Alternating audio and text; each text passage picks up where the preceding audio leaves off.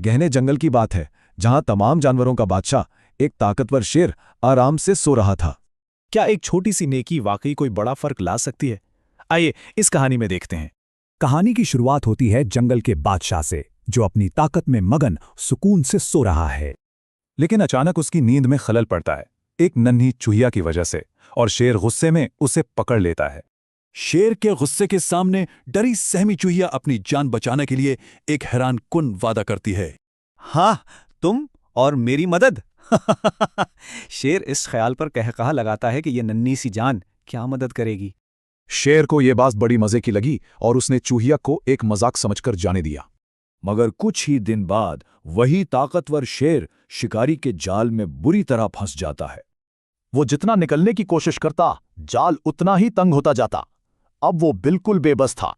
शेर की दहाड़ सुनकर नन्ही चूहिया को अपना वादा याद आया और वो फौरन मदद के लिए दौड़ी।